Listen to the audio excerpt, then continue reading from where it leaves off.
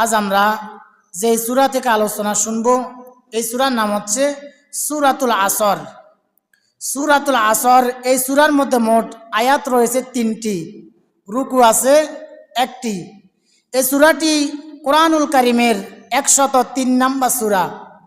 আর এই সূরাটি নাজিল হয়েছে মক্কায়, অর্থাৎ রাসূল সাল্লাল্লাহু আলাইহি ওয়াসাল্লাম যখন মক্কায় ছিলেন তখন এই সূরাটি নাজিল হয়েছে, সেই জন্য এই সূরাকে বলা হয় সূরাতুল আসর। তাহলে আমরা যে সূরা থেকে আলোচনা শুনব এই সূরার নাম হচ্ছে সূরাতুল আসর। এই সূরাতে মোট আয়াত আছে 3টি, রুকু আছে 1টি। এই সূরাটি হচ্ছে কোরআনুল কারীমের 103 নম্বর সূরা।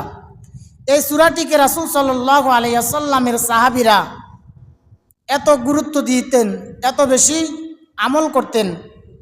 আবু দাউদের বর্ণনা একটি হাদিস এসেছে, কানার রাজুলানি মিন আসহাবিন নবী সাল্লাল্লাহু আলাইহি ওয়াসাল্লাম ইযাল তাকায়া লাম ইফতারিকা হাত্তা ইয়াকরা আহাদুহুমা আলাল আখিরি সূরাতুল আসর। বিশ্বনবী সাল্লাল্লাহু আলাইহি ওয়াসাল্লামের সাহাবীরা যখন পরস্পর একজনের সাথে আরেকজন দেখা করতেন, একজনের সাথে আরেকজন যখন মিলিত হতেন, কথাবার্তা শেষ করে যখন তারা বিদায় নিতেন, তখন তারা সূরাতুল আসর তেলাওয়াত না করে বিদায় নিতেন না। সুবহানাল্লাহ। অর্থাৎ রাসূল সাল্লাল্লাহু আলাইহি ওয়াসাল্লামের সাহাবীরা যখন একজন আরেকজনের সাথে দেখা করতেন, দেখা করে যখন বিদায় নিতেন, বিদায় বেলায় একজনের সাথে আরেকজন সূরাতুল আসর, একজনে আরেকজনকে সূরাতুল আসর তেলাওয়াত করে শোনাতেন, শুনিয়ে তারপর বিদায় নিতেন।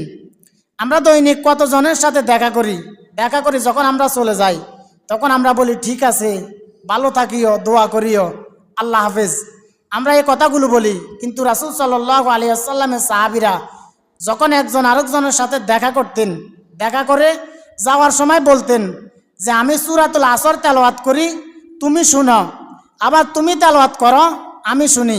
এভাবে রাসূল সাল্লাল্লাহু আলাইহি ওয়াসাল্লামের সাহাবীরা আমল করতেন। আর সাহাবায়ে কেরাম একজন আরেকজনের সাথে যখন বিদায় বেলা এই সূরা তেলাওয়াত করতেন। এখন প্রশ্ন হলো কি কারণে সাহাবায়ে কেরাম এই সূরাটি তেলাওয়াত করতেন?